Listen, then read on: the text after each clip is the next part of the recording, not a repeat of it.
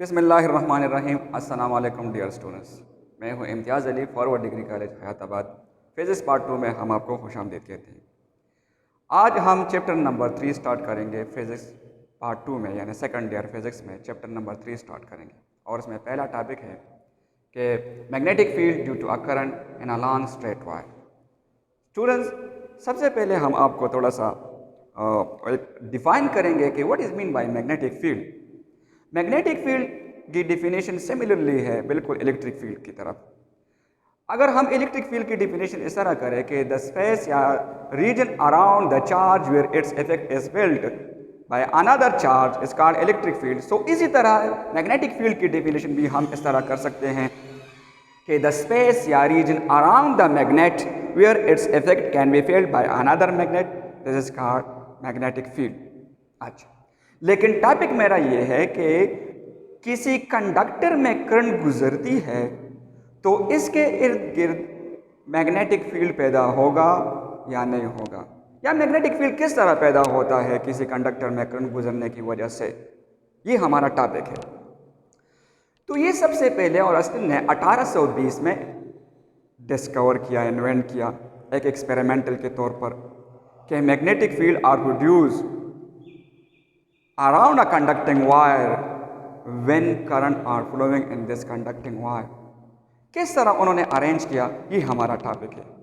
दोबारा मैं आपको बताऊं, टॉपिक का नाम है कि magnetic field due to current in a long straight wire या इन अ कंडक्टिंग वायर, कि किसी भी कंडक्टर वायर में सपोज करंट गुजरती है, करंट फ्लो करती है, तो इसके इर्द गिर्द मैग्नेटिक फील्ड पैदा होगा। किस तरह पैदा होगा, उसकी डायरेक्शन किस तरह होगी, एंड सो ऑन। ये हमें बताया किसने, ऑरस्टन ने 1820 में बताया। उन्होंने एक एक्सपेरिमेंट के तौर पर किया। किस तरह किया आओ चलते हैं और आपको बताते हैं कि किस तरह किया और किस तरह अब हम मालूम करेंगे। उसी बिना पर, उसी के सहारे से उन्होंने हमें बताया कि ये इस तरह होता है। आइए स्टूडेंट चलते हैं और आपको बताते हैं कि मैग्नेटिक फील्ड किसी भी कंडक्टर से जब किसी कंडक्टर में करंट फ्लो करती है तो किस तरह मैग्नेटिक फील्ड पैदा होता है। अच्छा स्टूडेंट्स, यहाँ पर ये मैंने एक डायग्राम बनाया है। ये एक सर्किट है और ये क्या है, दिस इज सप्लाई वोल्टेज है। जैसे ही मैंने वोल्टेज सप्लाई की, यहाँ पर मैंने वोल्टेज सप्लाई की तो यहाँ पर करंट फ्लो हुआ, जैसे कन्वेंशनली करंट फ्लो हुआ। ये करंट जैसे ही फ्लो हुआ तो यहाँ पर मैंने रखा एक कार्डबोर्ड मैंने रखा, और कार्डबोर्ड के ऊपर मैंने कुछ कंपास नीडल लगे। कंपास नीडल क्यों रखे, इसलिए रखे ताकि this is use for the detection of magnetic field. अच्छा स्टूडेंट, जैसे ही करंट इसमें फ्लो हुआ, जैसे ही करंट फ्लो हुआ, इस तरह करंट फ्लो हुआ तो जो कंपास नीडल यहाँ पे पड़े हुए हैं उस कंपास नीडल ने डिफ्लेक्शन शो की। पहले कोई डिफ्लेक्शन नहीं था, लेकिन जैसे ही हमने स्विच ऑन की और सर्किट में करंट आया तो वो जो कंपास नीडल है उन्होंने डिफ्लेक्शन शो किया। तो इस डिफ्लेक्शन शो करने से हमें पता चला कि इस कंडक्टर के इर्द गिर्द मैग्नेटिक फील्ड पैदा हुआ। याद रखो, मैग्नेटिक फील्ड तो नज़र नहीं आ रहा, लेकिन सिर्फ में ये महसूस होता है। तो यहाँ पर महसूस इसी कंपास नीडल की वजह से हमें पता चला, क्योंकि ये महसूस उसने डिटेक्ट की, compass needle use for the detection of magnetic field. अच्छा, ये तो हमें पता चला कि मैग्नेटिक फील्ड पैदा हुआ, ये भी कंफर्म हुआ। ये क्या हुआ, ये कंफर्म हुआ कि whenever current are flowing through a conducting wire magnetic field are produce around each in a circular path. और ये कंपास नीडल जो हमने रखे हैं इस पर एक निशान भी आया, उसका जो नीडल है बिल्कुल उसी तरह एक डायरेक्शन उन्होंने शो की इस तरह। अब ऑरस्टन ने फिर हमें ये भी एक्सप्लेन किया कि ये डायरेक्शन ऑफ मैग्नेटिक फील्ड हम जनरली किस तरह मालूम कर सकते हैं। ये हम मालूम कर सकते हैं राइट हैंड रूल से, और वो ग्रिफ रूल से। इस तरह हम मालूम कर सकते हैं। स्टूडेंट, यहाँ पे मैंने लिखा है राइट हैंड रूल से कि ये जो फिंगर है इसको कहते हैं करल फिंगर, इसको कहते हैं थंब फिंगर। यहाँ पर ये थंब फिंगर शो करता है डायरेक्शन ऑफ करंट, और ये करल फिंगर यहाँ पे शो करेगा डायरेक्शन ऑफ मैग्नेटिक फील्ड।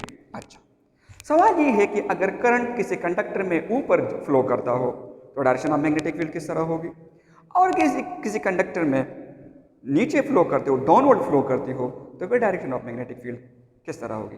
या इस तरह भी हम कह सकते हैं कि अगर इस तरह लेफ्ट की तरफ जा रही हो फिर क्या होगा, direction of magnetic field, right की तरफ जा रही हो तो फिर क्या होगा। अच्छा, यहाँ पर स्टूडेंट मैंने एक मेटालिक वायर रखा है। सपोज यहाँ पे करंट फ्लो कर रही है और करंट ऊपर फ्लो कर रही है, अपवर्ड, करंट अपवर्ड फ्लो कर रही है, अपवर्ड। तो यहाँ पर अगर आपसे कोई पूछे कि अगर करंट किसी कंडक्टिंग वायर में, किसी मेटालिक वायर में ऊपर फ्लो कर रही है तो इसके इर्द गिर्द तो ठीक है मैग्नेटिक फील्ड पैदा होगा, लेकिन उसकी डायरेक्शन किस तरह होगी, तो उसकी डायरेक्शन हम मालूम करेंगे राइट हैंड रूल से। बिल्कुल ऐसे ये मेटालिक वायर को इस तरह पकड़े, इस तरह राइट हैंड रूल से पकड़े। ये जो आपको थंब फिंगर नजर आ रही है ये वही करंट की डायरेक्शन है। This is show the direction of current upward. और ये जो आपको ये करल फिंगर नजर आ रही है this is shows the direction of magnetic field. तो इसका ये मतलब हुआ कि ये डायरेक्शन ऑफ मैग्नेटिक फील्ड इस तरह होंगे।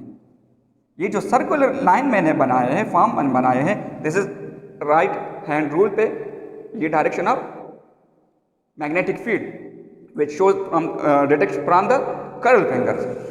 और ये जो थंब फिंगर है this is shows the direction of current.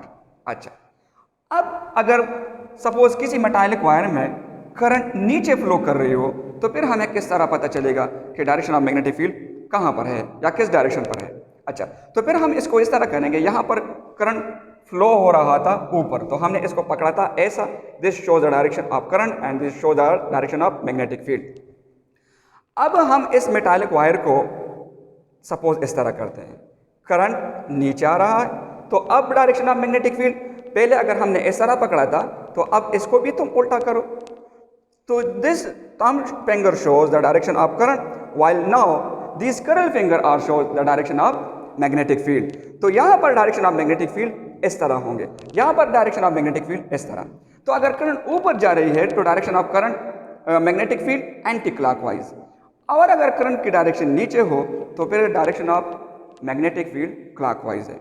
अच्छा, ये तो हमें पता चला कि अगर करंट फ्लो कर रही है तो डायरेक्शन ऑफ मैग्नेटिक फील्ड किस तरह होगी, तो हम राइट हैंड रूल से अब आसानी से मालूम कर सकते हैं। किसी भी कंडक्टिंग वायर पर आप राइट हैंड रूल अप्लाई करें, ये जो फिंगर है आपको शो करेगा डायरेक्शन ऑफ मैग्नेटिक फील्ड। अच्छा, अब हमने क्या कंक्लूड किया इससे, हमने क्या नतीजा एक आहस किया कि आया क्या है इसमें।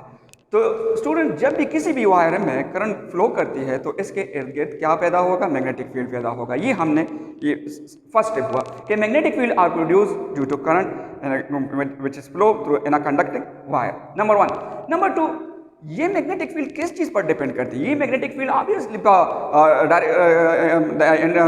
इस करंट पर डिपेंड करती है विच flow in a conducting wire. And number 3 या इसी नंबर 2 में हमने एक और स्टेप भी लिखा है कि ये जो मैग्नेटिक फील्ड जो सर्कुलर फॉर्म में है ये सेंटर में स्ट्रांग होंगे और आउटसाइड फ्रॉम द सेंटर ये वीक होंगे। यानी magnetic field are stronger inside to the centre which is close to the centre and weaker outside from the centre. यानी अगर हम इसका ये एक वायर है, ये मैग्नेटिक फील्ड लाइन से, तो यहाँ पर मैग्नेटिक फील्ड की जो इंटेंसिटी है वो वीकर होगी और यहाँ पर जो ये जगह है यहाँ पर मैग्नेटिक फील्ड की स्ट्रेंथ जो है वो स्ट्रांगर होगी। अच्छा, तीसरे नंबर पे है magnetic field in the form of circular form. ये तो है, बहरहाल सबको पता चला कि ये मैग्नेटिक फील्ड जो पैदा हो रही है किसी भी कंडक्टिंग वायर के इर्द गिर्द ये सर्कुलर फॉर्म में होंगे। Number 4, direction of magnetic field determined by from the right hand rule. ये भी हमने आपको बताया, लेकिन चूंकि कंक्लूजन है तो डायरेक्शन ऑफ मैग्नेटिक फील्ड हमेशा राइट हैंड रूल की मदद से आप मालूम करेंगे। ये है राइट हैंड रूल। इस तरह करंट फ्लो कर रही है ऊपर तो इस तरह पकड़ो, करंट नीचे जा रही है तो फिर इस तरह पकड़ो। अच्छा, हाँ, अगर ये इस तरह करंट जा रही है फिर इस तरह पकड़ो, अगर इस तरह करंट जा रही है फिर इस तरह पकड़ो।